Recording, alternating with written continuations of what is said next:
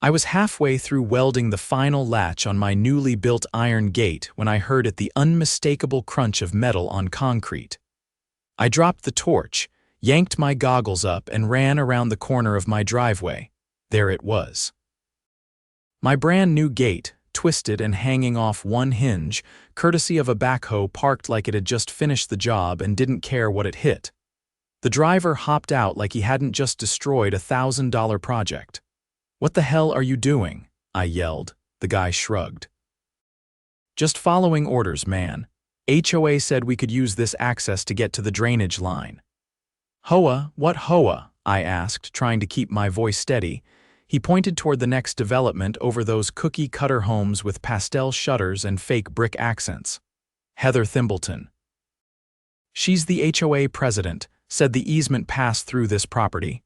I stared at him. "There is no easement. That was settled years ago. I own this land, all of it," he blinked. "Well, you'll have to take it up with her." Oh, I would. Now, to be fair, I'm not the kind of guy who goes looking for fights. My name's Kellan. I'm a fabricator by trade, a quiet guy who likes his property lines respected. I live just outside of town, and a few years ago I bought a stretch of land that included a private road, a hill, and a small patch of woods. Nothing fancy, just mine. I headed to Heather's neighborhood that same afternoon. Paved roads, 2 fountains, a ridiculous iron gate with gold trim. I parked just outside of it and walked toward the main office building like I owned the place. Inside, I found her right away, mid-50s, pinched face, hair sprayed into a helmet. She was barking orders into a landline and waving at people like she ran a Fortune 500 company instead of a neighborhood newsletter. "Heather Thimbleton?" I asked. She turned slowly, giving me the once-over like I was tracking mud into her marble-tiled kingdom. "Yes, I'm Kellan. Your construction crew just wrecked my gate.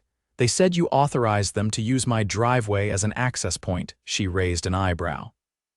"We assumed that land was part of the old county utility easement. The map we have, there is no easement. That road is mine, bought and paid for." "You've trespassed?" Heather sniffed. "Well, if you had a proper fence, we wouldn't have made the mistake. Maybe if your property looked less abandoned." I clenched my jaw. "You owe me for the gate, and your people need to stay off my land." Heather gave a tight, fake smile. "I'll bring it up at the next board meeting. We'll vote on it." "Not how this works." "Oh, Mr. Kellan," she said, already turning away. "You really should read up on community cooperation. Try not to be so combative." I left before I said something I'd regret, but I wasn't angry, not really. I was planning, because that road she was so eager to use. The one she thought was part of some forgotten easement, it was the only road into her entire development, and she had no idea I owned it, not yet. I spent the next 2 days pulling every title deed, land survey, and county zoning record I had stored in my garage file cabinet. The road Old Mill Run was originally part of a timber company's access route back in the 60s. When they sold the land, it was parceled off into 3 large lots. Mine was the last one sold, and it included the full stretch of the road from the county highway all the way to the ridge behind the HOA development. There was no easement. Not for utilities, not for pedestrians, not for emergency vehicles. The road had been maintained privately for decades, and the title history was clean. Still, just to be sure, I took the documents to a local land use attorney, Sharon Brill. She looked them over, adjusted her glasses, and said, "Well, if you're looking to mess with someone, you've got the ammo."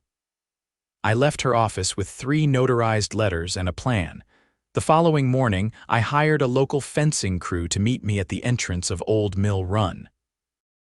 I handed the foreman a blueprint I'd drawn up the night before, 30 feet of reinforced steel and retractable bollards, with remote access and a keypad entry system. They got to work right away, and by sunset, the first section of the barrier was up. By the next day, the residents started to notice. A line of SUVs and sedans backed up toward the entrance around 7:30. I watched from across the road, sipping coffee from my thermos. A few people honked. One man in his 40s got out and walked up to the keypad, jabbing at it like it had personally offended him. He turned toward me. "Hey, why's the road blocked? This is the only way in," I walked over. "That's correct, and this road is private property." "You're trespassing. You can't just block people from getting to their homes. You're welcome to take it up with your HOA president. She's the one who authorized construction on land she didn't own." He blinked, clearly caught off guard. "Wait, this about the backhoe?" "That wasn't us, that was the board." "Then I'd suggest bringing it up at your next meeting." He stormed off, muttering something about lawyers. By late afternoon, the HOA board had called an emergency meeting.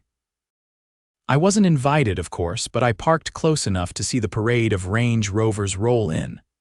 About an hour later, Heather pulled into my gravel driveway in a silver Lexus. She got out slowly, her expression tight. "Mr. Kellan, we need to discuss this situation immediately." I leaned against the fender of my truck. "I already sent you a formal notice of restricted access. You received it yesterday. You're creating a public safety hazard. If there's an emergency, no one can get in or out. I've already contacted the county fire marshal. They confirmed that since it's a private development, the HOA is responsible for arranging alternate access. Not me." She crossed her arms. "You're doing this out of spite. I'm doing this because your board sent heavy machinery to destroy part of my property without permission. If you want access, you'll have to lease it. But I'm warning you, it won't be cheap." Her mouth twitched. "This is extortion." "No," I said evenly. "This is called consequences." She turned without another word. The next day, I was served with a cease and desist letter accusing me of willfully obstructing a public right-of-way. It was absurd, and they knew it. I took the letter straight to Sharon Brill. She laughed once and said, "They're bluffing. This isn't a public road, but let's not just defend, let's press forward." We filed a civil claim for property damage, trespassing, and unauthorized use of private land. We also included a motion to compel the HOA to cease all construction activities that required access via Old Mill Run. It was aggressive, but necessary. What I didn't expect was what came next. 3 days later, I got a call from a neighbor who lived across the ridge from the HOA development, Josh, a retired firefighter who now ran a small bee farm. He told me he'd seen a crew digging behind one of the HOA's retention ponds, right at the edge of a county-owned wildlife corridor. "They're trying to punch a new access road through the back trail," he said, "and they're doing it at night." I drove out that evening with a drone, launched it from the ridge, and flew it low over the area. Sure enough, there were tire tracks, heavy equipment, and a trench that cut through protected forest land. I recorded everything high-res video, GPS overlays, time stamped. At first light, I sent the footage to the county zoning office and the Department of Environmental Quality. Within 24 hours, the site was locked down and flagged for illegal land alteration. It turned out the HOA had applied for a permit to enhance drainage access, but had lied about the location on the form. An investigator from the DEQ met with me on my property the next day. He was furious. "They falsified the application," he said, holding up a clipboard. "Said this was an erosion control project. What they're doing is cutting a road through protected land. That's a felony." Heather had crossed the line from entitled to criminal. The county issued a stop work order and began an enforcement case. Meanwhile, the HOA board was suddenly very quiet. No more letters, no more trucks, just silence. Then one afternoon, I got a knock at the door. It was Tom Delgado, one of the residents from the HOA development. Mid-30s, schoolteacher, polite demeanor, he looked uncomfortable. "Mr. Kellan," he said, "a few of us were wondering if we could talk, not the board, just residents. We didn't know any of this was happening." I invited him inside. "We were told the road was a shared access path," he said. "We had no idea we were driving over someone else's land. They told us the county maintained it." I handed him a printed copy of the parcel map. "They lied. This has been private for decades." He looked at it, then sighed. Some of us want to break away from the HOA, dissolve it if possible. We don't trust them anymore, not after this, I nodded. You'd need a supermajority vote, but it's doable. We're organizing a petition. Would you be willing to speak at a town hall? Help us understand everything, gladly. Later that week, I stood in front of 40 residents inside the community clubhouse. I walked them through the chronology property records, construction damage, illegal excavation, and the ongoing violations. I answered every question. People gasped, muttered, took notes. By the end of the night, almost everyone signed the petition to dissolve the current HOA board. Heather didn't show. The following month, the board was officially dissolved by vote. A temporary steering committee was formed, and I was asked to be a consultant on land use, as they transitioned to a new neighborhood association, one based on transparency and consent. The county's environmental enforcement team filed charges against Heather and 2 board members for falsifying permit documents and damaging protected land. They were fined heavily and barred from holding any official community positions for 5 years. As for the road, I kept it gated. But now, there's a lease agreement signed and notarized with the new association. They pay a modest monthly fee, which goes straight into a local scholarship fund I set up in my late father's name.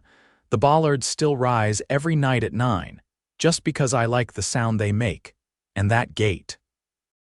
The one they broke, I reforged it myself, this time thicker, stronger. And I engraved 4 words across the top beam. Respect is earned here. The first time I saw Heather again after the board was dissolved, she was sitting in the county courthouse lobby, her hands folded so tightly her knuckles had gone white. She didn't look at me when I passed. She just stared at the floor like it owed her something. I wasn't there for her, though. That morning, I was testifying as a key witness in the environmental enforcement case. The illegal excavation behind the retention pond had triggered a cascade of violations: unpermitted equipment use, destruction of protected habitats, and falsified signatures on permit requests. The county had turned it over to the district attorney, who was now building a criminal case around it. But the part that flipped everything on its head was what the investigators found buried under the trench: a concrete vault, sealed and hidden beneath a plastic tarp and 2 feet of dirt. Inside, a series of locked metal boxes containing unreported HOA funds, well over $200,000 in cash, and a ledger dating back 6 years, tracking off the book's payments to contractors, consultants, and, disturbingly, 2 former city inspectors. None of it matched the HOA's official budget filings. The DA's office added felony charges of wire fraud, tax evasion, and conspiracy to obstruct zoning enforcement. Heather wasn't the only one tied to it, but she was certainly the centerpiece. At the hearing, I gave a detailed account of how I discovered the trench and what led me to send the drone footage. I kept it factual, no embellishments. I didn't need to make her look worse than she already did. The evidence spoke plenty loud. Afterward, I stepped outside into the cold March wind. Sharon Brill met me on the courthouse steps, her coat flapping in the breeze. DA's office is moving to freeze their assets, she said. They're worried about flight risk. They should be, I said. She's the kind who thinks rules are optional. She pulled a legal envelope from her bag. Speaking of rules, this just came in from the Registrar of Associations. The new neighborhood committee you helped organize, they're officially recognized. Your name came up more than once. I raised an eyebrow. As what, advisor? They want to keep you involved. I thought about it. I'll help where I can, but I'm not about to be anyone's figurehead. She smiled without showing teeth. That's what made them ask. By the following week, all construction linked to the old board had been suspended indefinitely. The new committee held a vote to audit every past project, and I helped them review the contracts, many of which had inflated costs or fake vendor signatures. One of the worst was a landscaping contract that billed over $80,000 for 5 days of work. The vendor's address led to a shuttered dry cleaner. Another was a security upgrade that had funneled nearly 50 grand to a company run by Heather's nephew who had no business license, no staff, and no website. The residents were furious. Tom Delgado, now chair of the interim committee, asked me to attend a closed meeting with the county treasurer's office and their HOA's bank. I sat at the far end of the conference table while the bank manager flipped through account statements, his expression growing darker with every page. "These withdrawals don't match any authorized disbursements," he said. "And these signatures, this one's forged." Tom leaned forward. "Can we recover any of the funds?" "Some, if we can prove embezzlement, but if any of it's offshore, it'll be harder." I spoke up. "Can you flag all accounts tied to those names and freeze them?" He nodded. "Already in motion." Outside, Tom ran a hand through his hair. "It's like peeling back rot. Every time we dig, there's more." "You'll get through it," I said. "You've got people who care now." He looked at me. "We want to rename the road, something that doesn't remind us of all this." "I don't mind," I said, "but leave me one stretch. I've got plans for it."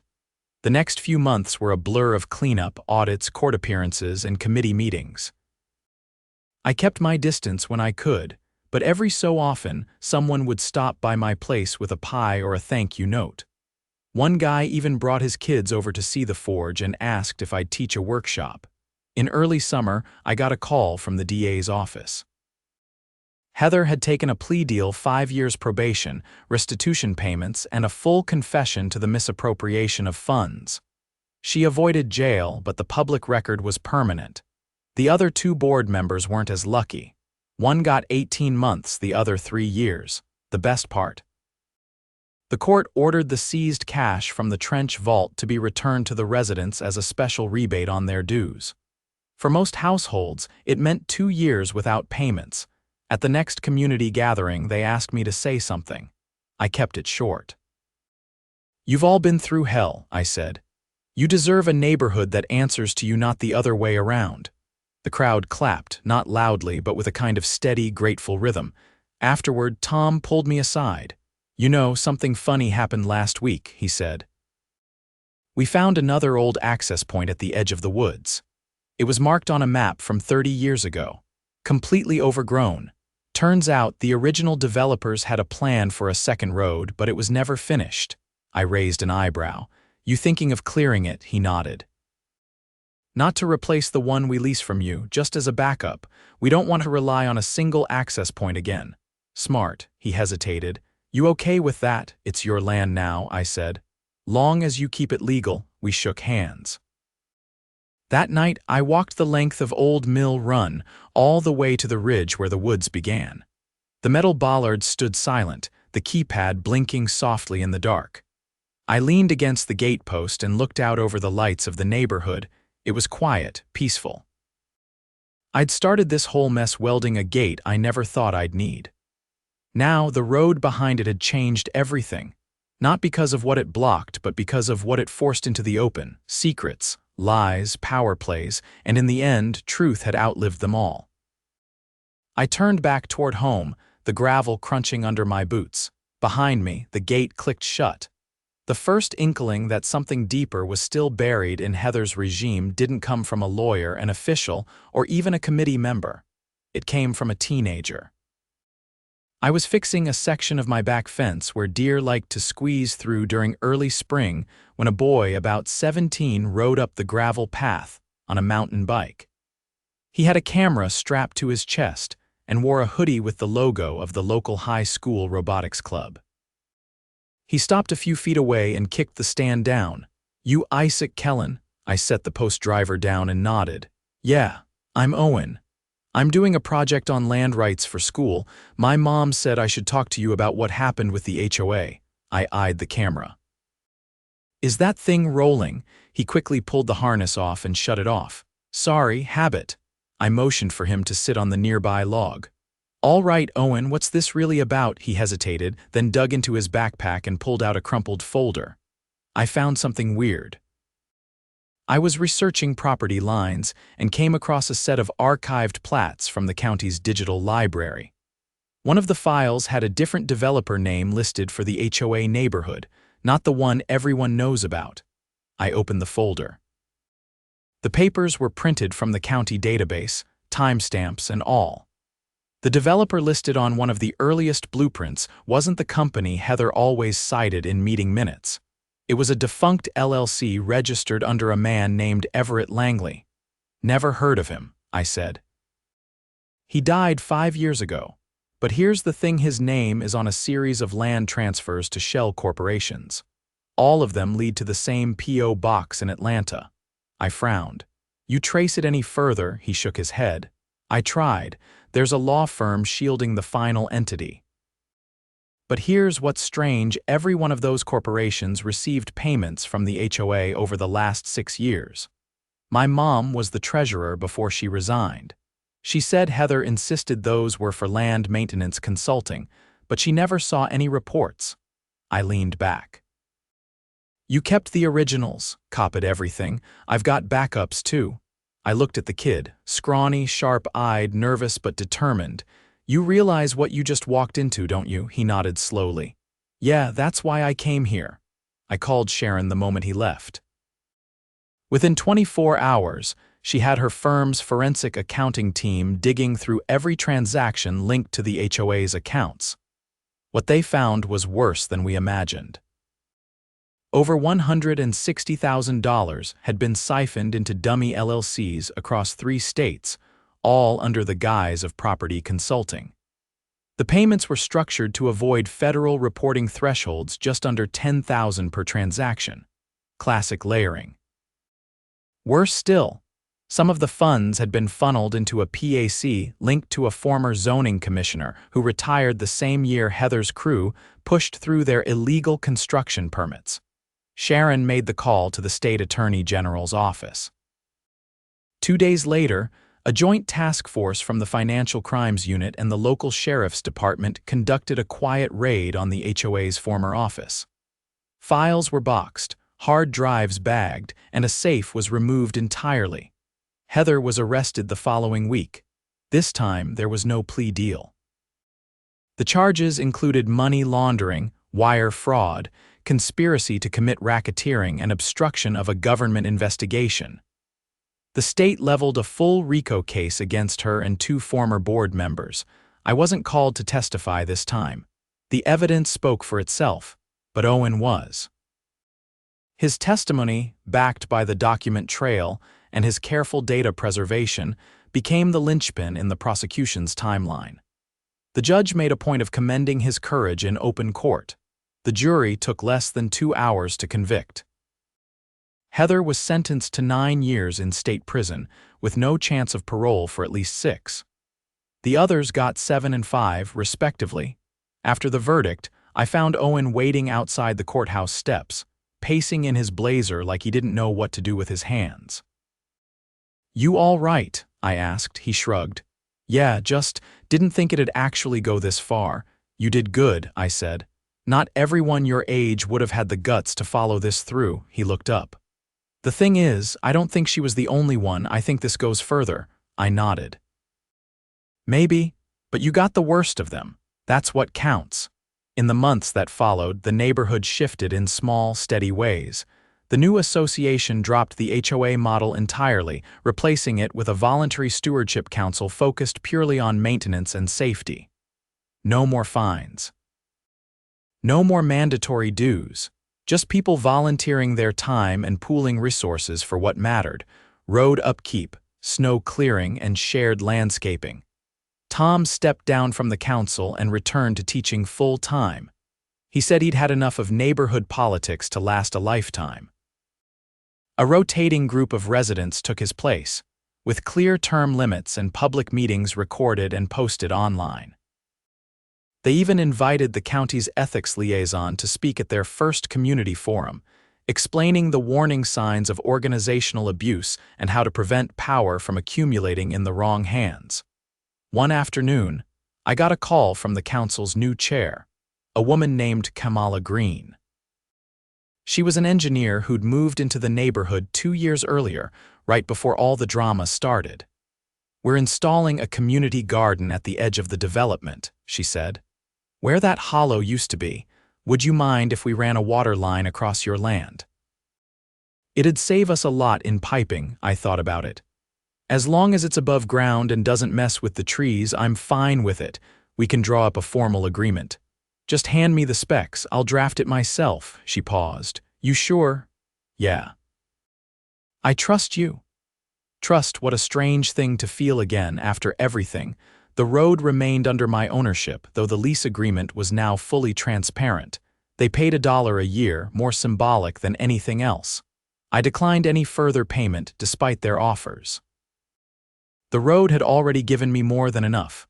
Owen graduated that spring. He received a state award for civic responsibility and landed a spot at a university on the other side of the country. Before he left, he stopped by my place one last time.